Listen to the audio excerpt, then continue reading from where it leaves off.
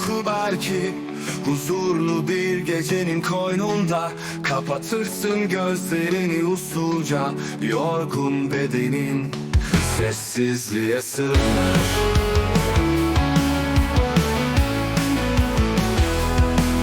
Nefeslerin yerini rüzgar alır. Zamanın ağırlığı kaybolur.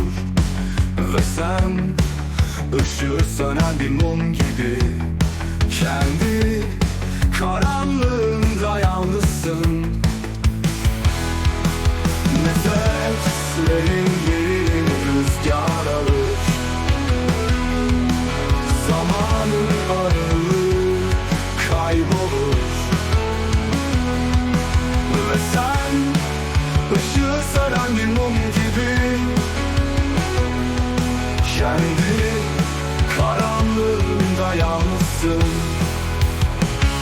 Kimsesizliğin fısıldar kulaklarına. Sessizlik sarar ruhunu. Bir yıldız kayar uzaklardan.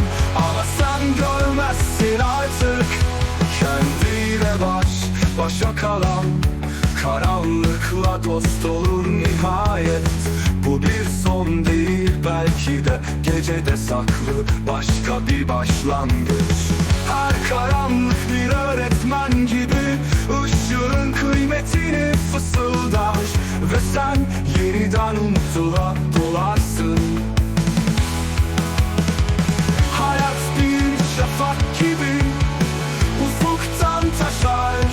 Gökyüzü aydınlanır. Gecenin koynunda yitirdiğin ışık güneşle yeniden doğar.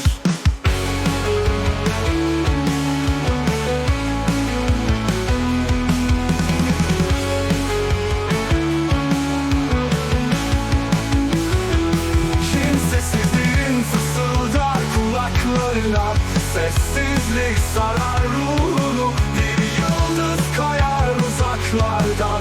Ama sen görmezsin artık. Kimsesizliğin fısıldar kulaklarına. Sessizlik sarar ruhunu. Bir yıldız kayar uzaklardan. Ama sen görmezsin artık. Kendiyle baş başa kalan karanlıkla dost olur nihayet. Bu bir son değil, belki de gecede saklı başka bir başlangıç. Her karanlık bir öğretmen gibi ışığın kıymetini fısıldar. Ve sen yeniden umutla doğarsın.